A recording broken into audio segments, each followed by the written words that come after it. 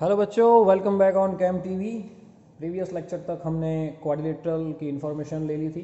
Quadrilateral के अंदर हमने एंगल सम प्रॉपर्टी भी जान ली। अलग अलग टाइप के जो भी मेरे पास क्वाड्रिलेटरल थे उस क्वाड्रिलेटरल के बारे में इन्फॉर्मेशन ले ली। कौन कौन से क्वाड्रिलेटरल थे उसको एक बार रिपीट कर देते हैं। मेरे पास कौन कौन से क्वाड्रिलेटरल थे। मेरे पास स्क्वायर था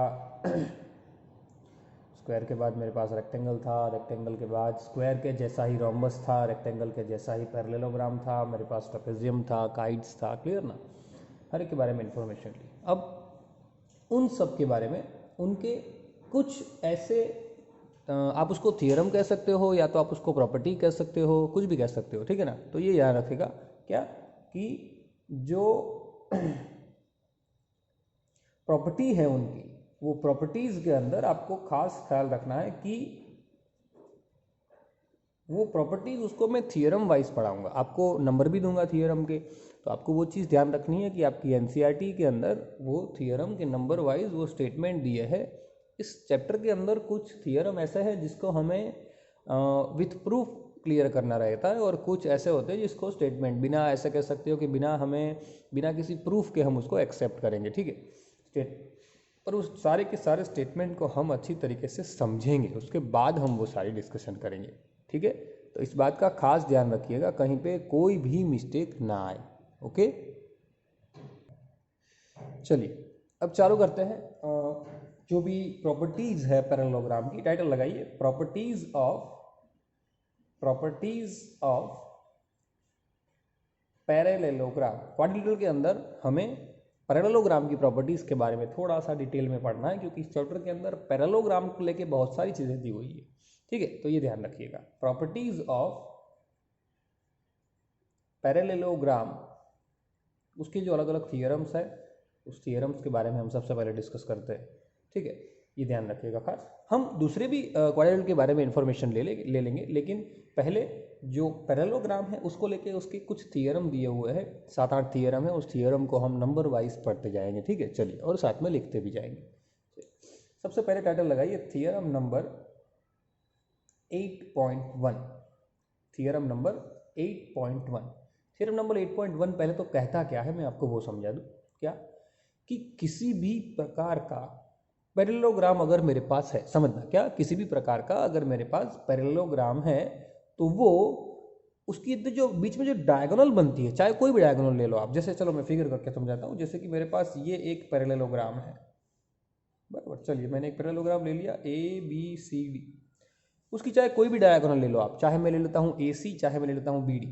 जैसे कि मैंने ले लिया AC, एक डायगोनल AC ले लिया, तो क्या किसी भी प्रकार के पैरेललोग्राम की डायगोनल से बने हुए ये दो जो अलग अलग ट्राइंगल है, देखो एक ट्राइंगल ये बना और एक ट्राइंगल ये बना, ये दोनों के दोनों ट्राइंगल कॉन्ग्रुएंट होते हैं। वो तो सीधी बात है भाई, दिख रहे हैं, देखिए साइड सबकी सेम, इसके सामने ये, इसके सामने ये, कॉमन लाइन, ठीक है। साइड से सीधा कॉन्ग्रुएंट बन रहा है। तो ये हमें प्रूव नहीं करना है, हमें ये विदाउट प्रूफ एक्सेप्ट करना है, ठीक है। चलिए, क्या करना है, स्टेटमेंट लिखना है। खास ध्यान रखने का क्या, डायगोनल, ये आपको खास अच्छी तरीके से याद रखना है। क्या, अ डायगोनल ऑफ पैरेललोग्राम, मैं शॉर्ट में लिखता हूँ, अ diagonal of parallelogram divides it into two congruent triangle, clear. Statement में बच्चों चेंज नहीं होना चाहिए। मैंने आपको जो समझाया वो भाषा कभी लिखना मत, वो लैंग्वेज आपको समझने के लिए, आपके अंडरस्टैंडिंग के लिए है, लेकिन स्टेटमेंट तो प्रॉपर स्टेटमेंट ही होना चाहिए, ठीक है। इसलिए मैंने स्टेटमेंट लिखा भी है, हर एक के स्टेटमेंट में लिखूंगा। क्या थ्योरम नंबर 8.1 क्या कहता है, कहता है द डायगोनल ऑफ पैरेललोग्राम, क्या, the diagonal of parallelogram divides it into two congruent triangle, clear. Now second, अब बात करते हैं थियरम नंबर 8.2 की। क्या बात करते हैं, थियरम नंबर 8.2 की। चलिए, थियरम नंबर 8.2 जो है वो क्या कहता है, वो कहता है कि भाई किसी भी प्रकार का पैरेललोग्राम मेरे पास है, जिसकी प्रॉपर्टी मैंने पढ़ाई थी ना, नॉर्मल, जैसे कि मेरे पास ये पैरेललोग्राम ABCD है, क्लियर। तो उसके अंदर AB और CD वो दोनों इक्वल होते हैं, AD और CD वो दोनों भी इक्वल होते हैं। यानी कि स्टेटमेंट में, चलो साइड में लिख देता हूँ, स्टेटमेंट क्या बनेगा कि भाई इन parallelogram parallelogram opposite sides are equal, we can say opposite sides are equal, simple. किसी भी प्रकार के पैरेललोग्राम में अपोजिट साइड, जैसे कि देखो ये अपोजिट साइड है, ये भी अपोजिट साइड है, तो सामने सामने की साइड क्या रहती है, इक्वल रहती है, ठीक है। सो ये हो गया थ्योरम नंबर 8.2। बच्चों बहुत इजी है, अगर आप ध्यान रखोगे तो आप लोग को प्रॉब्लम कम आएगी, ठीक है, ये चीज़ याद रखिएगा खास। चलिए थ्योरम नंबर 8.3 की ओर जाते हैं। 8.3 में क्या होता है, जैसे कि मेरे पास कोई भी क्वाड्रिलेटरल है, किसी भी प्रकार का क्वाड्रिलेटरल, ये पैरेललोग्राम की डेफिनेशन बताता है। 8.3 जो है एक्चुअल में कहता है डेफिनेशन ऑफ पैरेललोग्राम, ठीक है। क्या कहता है कि भाई किसी भी प्रकार के अपोजिट साइड, कोई भी क्वाड्रिलेटरल के अंदर अपोजिट साइड अगर इक्वल होते हैं तो वो क्या होता है, पैरेललोग्राम। यानी कि वो थियरम नंबर 8.2 का कन्वर्स थियरम भी कहा जाता है। कन्वर्स या तो आप उसको इनवर्स कह सकते हो, क्लियर, इनवर्स ऑफ 8.2 या inverse of converse of 8.2, clear. क्या यहाँ पे क्या हुआ कि पैरेललोग्राम के अंदर सामने सामने की साइड सेम होती है। यहाँ पे क्या होगा, कोई भी क्वाड्रिलेटरल में अगर सामने सामने की साइड सेम हुई तो वो पैरेललोग्राम कहा जाएगा। दिस इज द डेफिनेशन, ठीक है। तो क्या बनेगा, यहाँ फिगर ड्रॉ करने की जरूरत ही नहीं है क्योंकि यही फिगर है। इफ क्या कह सकते हैं हम, if each pair of opposite side, if each pair of opposite sides of a quadrilateral is equal, then it is a parallelogram, simple, it is a parallelogram, okay, simple. Definition हुई, ready, ये क्या हो गया, definition हुई, समझ में आई बात, clear. चलिए नाउ थियरम नंबर 8.4 नेक्स्ट। बहुत इजी है बच्चों, जिस तरीके से मैं करवाता जाऊँ वैसे करता जाइए, बस आपको क्लियर हो जाएगा। यही चीज़ थियरम नंबर 8 जहाँ पे जैसे साइड की बात थी वैसे अब यहाँ पे क्या आएगा, एंगल की बात आएगी। ABCD किसी भी प्रकार के पैरेललोग्राम में जैसे कि अपोजिट साइड सेम होती है वैसे अपोजिट एंगल भी क्या रहता है, सेम, क्योंकि साइड अगर अपोजिट सेम है तो एंगल भी अपोजिट क्या रहेंगे, सेम। यहाँ पे स्टेटमेंट आसानी से जैसे यहाँ पे है वैसे ही, in a parallelogram opposite angle are, जैसे यहाँ पे opposite sides are equal then opposite angle are equal, opposite angles are equal, है कि नहीं, सिंपल है ना, इतना इजी है। चलिए 8.2 यही चीज, जैसे ये इसका कन्वर्स था वैसे 8.4 का भी कन्वर्स, की अगर कोई पैरेललोग्राम है तो उसके अंदर ऑपोजिट एंगल इक्वल होते हैं। तो यहाँ पे क्या बनेगा कि किसी भी क्वाड्रिलेटरल के अंदर अगर ऑपोजिट एंगल की पेयर इक्वल होती है तो उसको हम क्या कहेंगे, उसको हम पैरेललोग्राम कहेंगे। क्या कहेंगे, पैरेललोग्राम। बट यहाँ पे याद रखना है ऑपोजिट एंगल की पेयर इक्वल होती है, रोम्बस के अंदर भी होती है, स्क्वायर में भी होती है, रेक्टेंगल में भी होती है, क्योंकि वो दोनों तो 90-90 वाले हैं तो भी इक्वल हुई। बट यहाँ पे ख्याल रखना है कि ऑपोजिट साइड रेक्टेंगल के बेसिस पे जा रही है तो कुछ स्पेसिफिक कंडीशन के बेसिस पे ये थियरम हम लिख सकते हैं, ठीक है। कन्वर्स होता है 8.4 का, बट कुछ स्पेसिफिक कंडीशन जो आपको क्वेश्चन के अंदर दी जाएगी, ठीक है। चलिए टाइटल लगाइए थियरम नंबर 8.5। क्या लिखना है, इफ जैसे वहां पे था वैसा ही, if in quadrilateral each pair of opposite angles are equal, then it is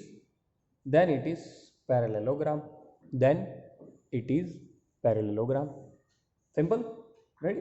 चलिए नेक्स्ट थियरम नंबर 8.6 के बारे में थोड़ा डिस्कस कर लेते हैं। 8.6 थियरम क्या कह रहा है, समझिएगा अच्छी तरीके से, कि डायगोनल, जैसे मेरे पास क्वाड्रिलेटरल है बराबर, तो ये चीज़ आपको अच्छी तरीके से, क्योंकि इसमें बहुत मिस्टेक करते हैं, क्योंकि रोम्बस के अंदर भी ये चीज़ बनती है और ये चीज़ इसमें भी बनती है, रेक्टेंगल और ये दोनों उसके अंदर याद रखना है, ये दोनों में लागू होता है, रेक्टेंगल में भी लागू होता है और पैरेललोग्राम में भी लागू होता है, कि पैरेललोग्राम की दो डायगोनल एक दूसरे को सिर्फ बाइसेक्ट करती है, सिर्फ क्या करती है, ऐसे इक्वल टुकड़ों में डिवाइड कर। जैसे मैंने यहाँ पे ओ ले लिया तो एओ और ओसी वो इक्वल होगा, ओडी और ओबी दोनों इक्वल होगा, ठीक है।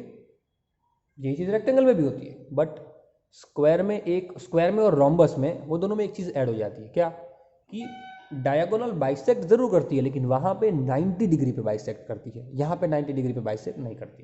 ठीक है, ये याद रखिएगा खास। क्लियर? क्या लिखेंगे? The diagonal of parallelogram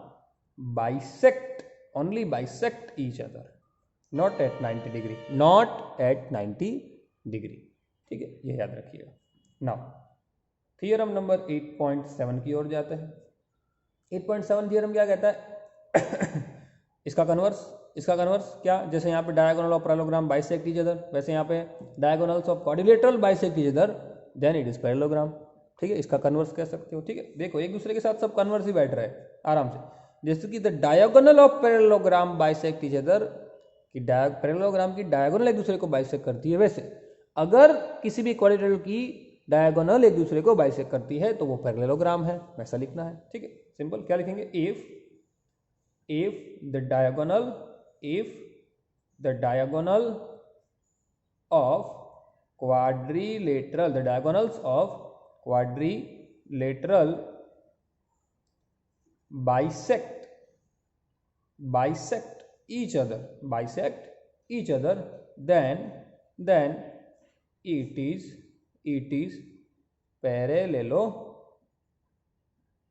parallelogram. Simple, short में लिख सकते हो पैरेललोग्राम। Okay, ready? तो ये चीज़ दिमाग में बैठनी चाहिए अच्छी तरीके से, किस तरीके से बना हुआ है। ओके, नाउ अब आठवां थियरम है, उसके अंदर सब कुछ मिक्स कर देना है। क्या कर देना है? उसके अंदर सब कुछ मिक्स कर देना है। थियरम नंबर जो 8.8 है उसके अंदर क्या कर देना है? सब कुछ मिक्स कर देना है। क्या कि अगर मेरे पास कोई भी एक क्वाड्रिलेटरल है, क्लियर, अगर वो पैरेललोग्राम है तो उसकी साइड जो अपोजिट है वो इक्वल होती है और वो साथ में पैरेलल भी होती है। ठीक है, क्योंकि एंगल भी सामने सामने के इक्वल है। जैसे कि भाई देखो, ए बी सी डी, अगर ए बी सी डी एक पैरेललोग्राम है तो ए डी और बी सी दोनों सेम होंगे, सामने ए बी और सी डी सेम होंगे। तो सेम होने के साथ साथ वो साथ में पैरेलल भी होते हैं। क्या होते हैं? पैरेलल भी होते हैं। उसके बारे में भी आपको इन्फॉर्मेशन यहाँ पे देनी है थोड़ी। ठीक है, समझ में आई बात? क्लियर? क्या क्वाड्रिलेटरल is a parallelogram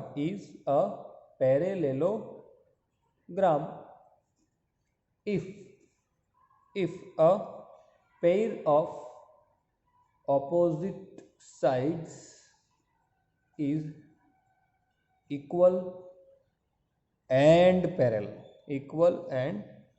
क्या किसी भी क्वाड्रिलेटरल पैरेललोग्राम तब कहा जाएगा जब उसकी ऑपोजिट साइड की पैर जो है वो इक्वल भी होगी, साथ में वो पैरेलल भी होगी, तब वो क्वाड्रिलेटरल क्या कहा जाएगा? एक दूसरे के साथ इक्वल कहा जाएगा। ठीक है, तो ये सारी की सारी प्रॉपर्टी जो है वो बच्चों साथ में थियरम भी है, वो ये जिसको हमने बिना किसी प्रूफ के एक्सेप्ट करना है। ठीक है, कुछ थियरम एक दूसरे थियरम के साथ कन्वर्सली बैठ रहे हैं, तो ये सारे चीज़ें बच्चों याद रखना अच्छी तरीके से। ठीक है, और लिख के लर्न करना है। नेक्स्ट लेक्चर के अंदर हमें दूसरे जो है, अब सबकी प्रॉपर्टी नहीं होगी, अब हमें नॉर्मल सबके बारे में बात करनी है कि रेक्टेंगल में जैसे मैंने आपको प्रॉपर्टी थोड़ी बहुत पढ़ाई अगले सेशन के अंदर थोड़ा वो बराबर, बस वही चीज़ अब रिपीट करेंगे और साथ में एक नई चीज़ पढ़ेंगे, प्रॉपर्टी ऑफ डायगोनल क्या होती है, क्वाड्रिलेटरल की डायगोनल की प्रॉपर्टी क्या होती है, उसके बारे में थोड़ा इन्फॉर्मेशन लेंगे। ठीक है, सो बच्चों आज के लेक्चर के लिए रखते हैं इतना ही, और सारी चीज़ों को कंपलसरी 2 टाइम लर्न करना है। ओके, साथ में प्रैक्टिस भी करते रहना है, क्योंकि ये जो चैप्टर है उस चैप्टर के अंदर जो न्यूमेरिकल है वो 2021 सिलेबस के हिसाब से निकाल दिए गए हैं, बट सारी चीज़ें ऐसी है जो थियोरेटिकल है, तो थियोरेटिकल में से अगर पूछेंगे तो आपको दिक्कत ज़्यादा आएगी। तो आप लोग इसलिए मैंने ये लेक्चर उस तरीके से डिज़ाइन किए हैं कि आपको थियोरी में कहीं पे कोई प्रॉब्लम ना रहे। ठीक है, सो अच्छी तरीके से लर्न कीजिएगा। मिलते हैं अगले लेक्चर में। Till then, thanks a lot.